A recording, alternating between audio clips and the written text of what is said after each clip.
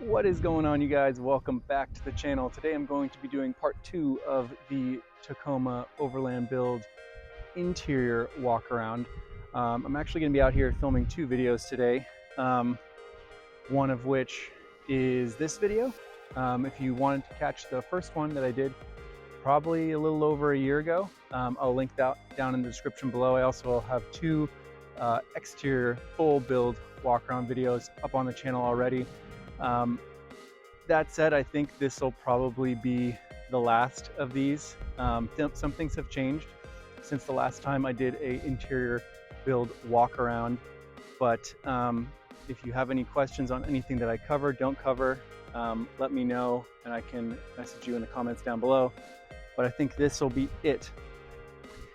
Additionally, I've been kind of giving it a lot of thought recently, kind of the state of the industry, the build, some things happening in my personal life, and I'm going to be filming a kind of what's going on with overlanding, why I built the truck, why it stands as it does today, and kind of what my future plans are. Really trying to dig in that video as to why I built the truck the way I did. But if you want to see that video, click the subscribe button, like this video, of course. But yeah, let's go ahead and get into the interior walk around of my Overland built Toyota Tacoma. So as I did with my first interior walk around video, I consider the engine bay the interior to a certain degree. Not a lot going on in here. I do have these, as you saw. They are the Spiker Engineering hood struts. I think that if you are used to using this little guy here, God, these hoods are heavy, they're annoying, and this goes up much further. I'm about 6'4", and I gotta really reach for it now. If you're a little shorter, I'm also on a slant here. Anyway, I digress. What else is new in here? I did recently add the aux beam RGB switch panel here. This controls the ditch lights, the rock lights, the light bar on top, and the light bar down here in the grill. Also got a fuse block here that'll also, if anything ever happens and your truck's off, it will flip the breaker before the battery dies. So that's super nice. Also, if you can tell, I did a full kind of wire cleanup. I just got some wire loom there from AutoZone. Really cleaned up the look a little bit as much as I could. I think it looks great. It's not like a full like tubbed engine bay by any stretch of the imagination, but I think that looks really nice in here. I haven't actually cleaned the engine bay in quite some time, but it still looks super nice, and I'm super happy to have that. We'll get more into what the back side of that switch looks like once we get into the interior with the new switch panel. What else? I don't think there's too much else going on in here that's new. Yeah, I think that's pretty much it. So let's get this closed and we'll get on into the inside. I'll go ahead and mention it right now. So I did recently do a few videos, one on all the Amazon products in my truck. If you're interested in learning a little bit more about how I kind of built out the truck inside, outside with the Amazon parts, there'll be another link for that video down below. But just getting inside, I'm remembering filming that video here pretty recently. But just from where I'm sitting, it is a little bit overwhelming because I know there's a lot of little small details I've done over the years, some of which are new in this video and some of which are old. So I'm going to flip the camera around here and show you all kind of what we're looking at, especially if you're just looking at it from the driver's seat. So let me flip that around here for you. So the first thing you're kind of greeted with when you get inside of my Tacoma here, you'll notice that these handles are black, and you can actually see on the other side, maybe, they're just really just covers that go over the factory chrome handles. That was something I really wanted to do for the longest time. The full kit comes with these vent bezels. I did the steering wheel. I also did that on my wife's RAV4. They do go all over the ignition button, you know, your 4-wheel drive module, all these little rings that go all the way across. And usually they're like this, you know, this like grayish color. So that goes all the way across, and the door handles there. And I can't even see it back here, but all 4 door handles have that same little accent. And I wanted to really get everything as blacked out as possible. I still like having the piano black here from factory. The screen is that piano black, although right now it's filthy. So that definitely like accents it a little bit. It's not, you're not just blacking it out so much that it's, you know, making it too much of one color. Speaking of which, so coming down from the door over here, this is my ultra gauge. It's a scan gauge that basically monitors engine temps, fuel, instant miles per gallon, things of that nature. And it's also just like a great tool to have to scan for fault codes, although at almost 50,000 miles, I haven't had any. Always something to kind of have in the back of your mind and peace of mind to have that on board. And that just plugs down into the OBD2 port. Next, we have the aux beam switch panel. So that again is the main control for that fuse block panel in the engine bay. And you can see here, I can control all of my lights, my light bar, ditch lights. I have lights in the grill, little Raptor lights, which I'm really happy I have this button now, because now I can control when those are on and off. Not always feeling them at all times. The roof light bar, the radio, that's not wired in yet. Rock lights, and then side lights. Those are going to be for some lights that I'll put up on the roof rack at some point in time. Another new addition is this anytime locker switch. So essentially, I'm able to use the locker at any point in time. The anytime locker is really cool. It's a great idea. I have a full install video. Again, I'll probably link that down below. But I haven't had the chance to actually run that. But essentially, it overrides the need to have your car in 4 low or 4 high to engage the locker. So if you're just on a dirt road, you want that extra insurance policy, feeling extra safe about it, you can push that button even in 2 high, 2-wheel drive, whatever you want to call it. And your rear locker will lock those back 2 wheels. So it's really nice. Basically gives you a lot more versatility in how you can control the 4-wheel drive or, you know, locking rear differential. I know there's, you know, we got crawl control and, you know, hill assist up here. But it's nice to have this right now down here. So that's a cool new addition. You can't really see it, obviously, but the switch is there. So I wanted to make sure I called it out. There's a little bit of a mess going on here. Got my extra mic, my pseudo lunch here. I didn't want to get it all cleaned up for the video. It felt more authentic this way. I do have the Tetons Workshop shift knob here. I've had this for about a year. I love this thing. The stock one was getting, you know, it was, you know, wearing through the top, and I just felt like it was getting sticky, which I didn't like. This doesn't really get too hot. Granted, it's, you know, into the 90s this week out here in California. Really good look, kind of ties in with the kind of gray and black that I've achieved with these bent bezels. And then, you know, obviously this kind of stuff is still gray. Another thing you can't really tell, actually, I have a good example. This cup holder is an upgraded cup holder. It's not the factory one, and allows you to run a full hydro flask or Nalgene bottle. From the factory, you can only fit about, you know, a regular, you know, can or, you know, anything like that, Red Bull, things of that nature. So having this, especially for long trips where there's 2 people who have hydro flasks, my wife and I, when we go on road trips, those are usually right here. Easy access, easy hydration. And then I've also mentioned I always keep this guy right here. Mentioned that in my Amazon video. Any way to be able to carry any larger, you know, hydration is key. So that's nice. It still fits regular, you know, cans here. LaCroix, huge fan. Any kind of carbonated water. You can see there's like a little rivet, and this kind of keeps it in place still. This is the factory part, so you won't lose any functionality there.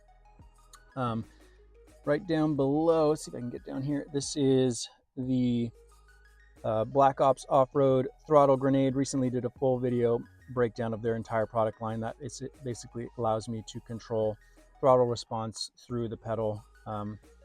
Usually keep it on Intel or stock mode for the most part, because the truck is also tuned. So I have, two ways to kind of control, and it ultimately has been able to better manage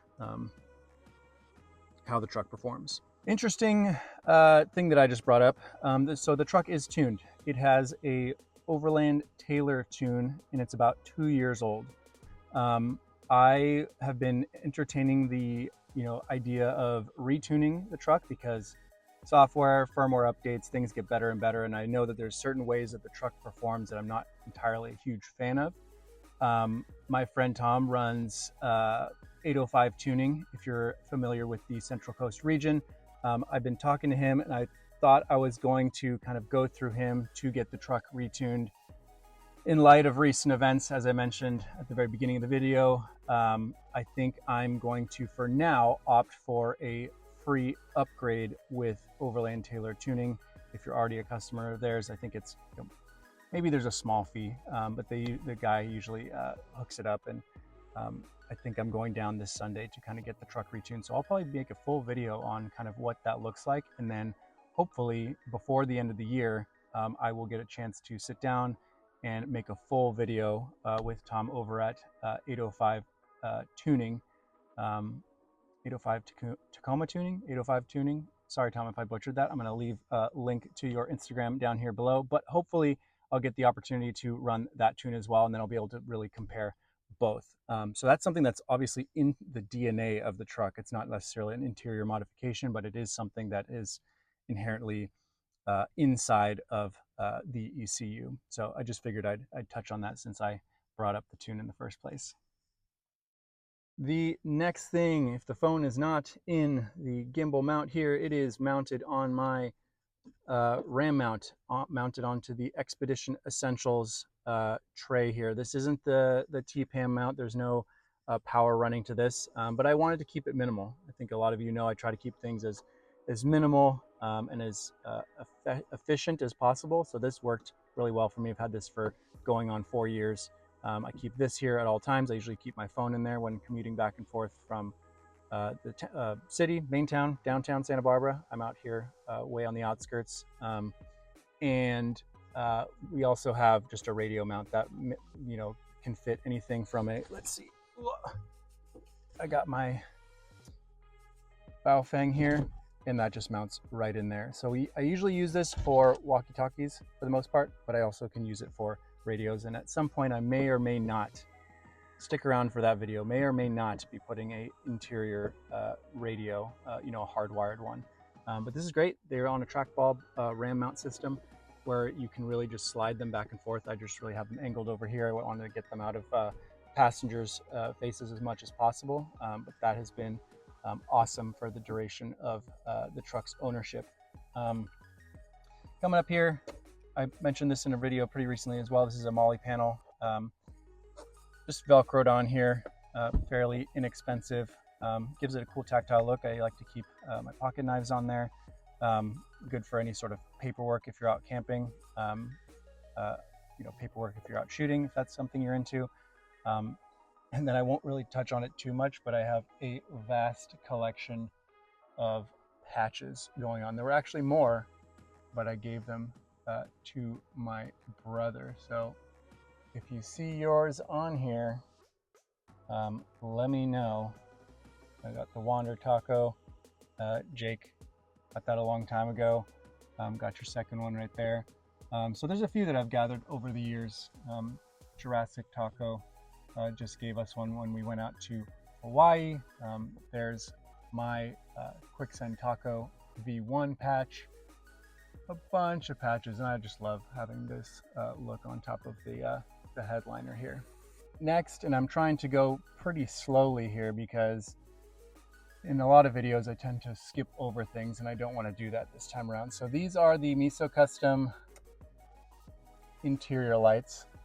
They are so bright. They probably look really bright on camera, but if you turn these on in the middle of the night and my windows are tinted 20% all the way around, it lights up the entire inside of the vehicle. What's nice is this back one, I don't know if you can tell, is dimmable. It's barely catching up on camera there, but I like that option, especially for the back. I know they make one that has a function where this can go to red, something I've definitely considered. I think I got these like right before that model came out, so kind of missed out on that opportunity, but these have been awesome. So I'm going to switch those back off, blinding myself, and see what else we got going on in here.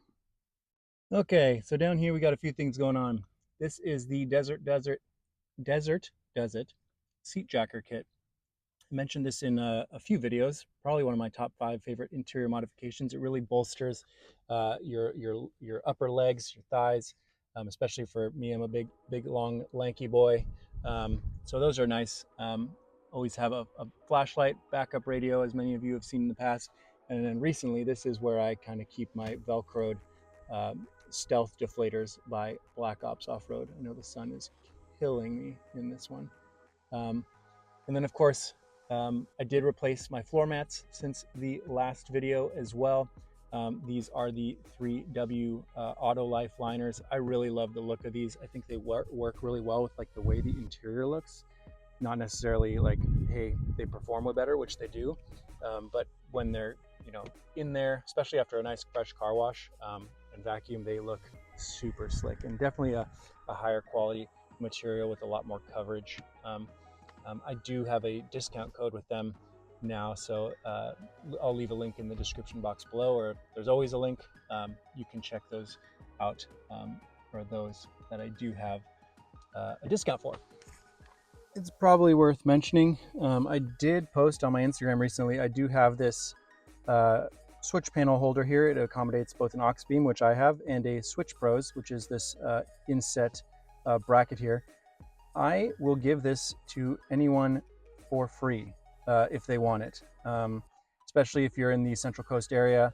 I'm really not trying to ship it, but I've been carrying it around forever, and it's like I said, it's 3D printed. I ran it for a short amount of time, but I needed a different configuration with the switches. You can see there's 3 vertical and 1 horizontal, but I've ended up switching things up. Anyway, I digress.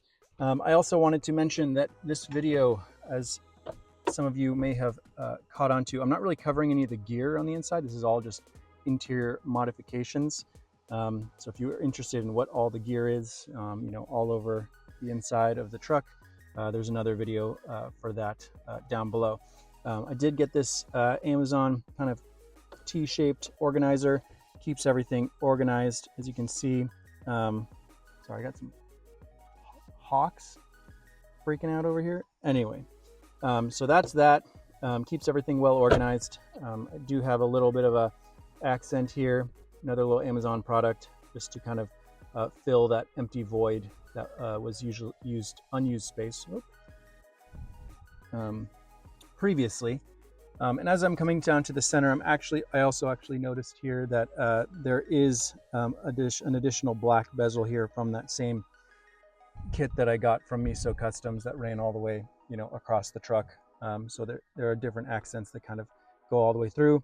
Additionally, there is this little ring here. If you can pull it down, it's just like a little ring that goes over. I wonder if I can zoom in here.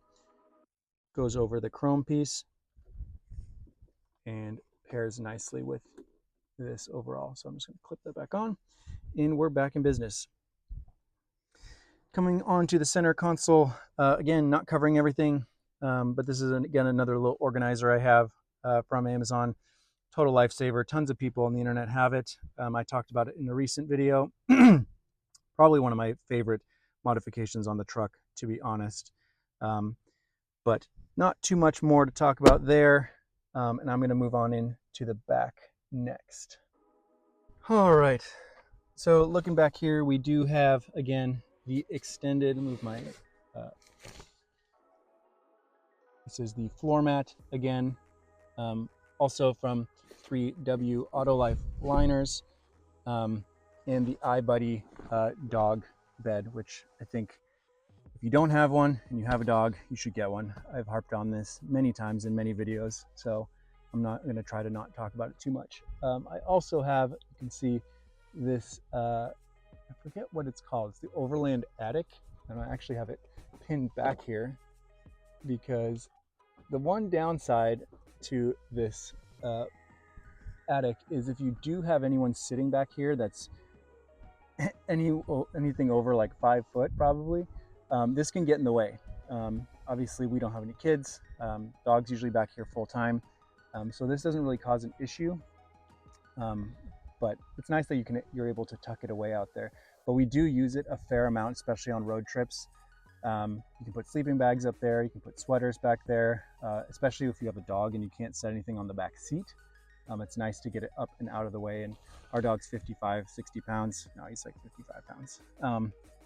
And we don't want him, you know, laying on it or anything like that. So we can put that up there.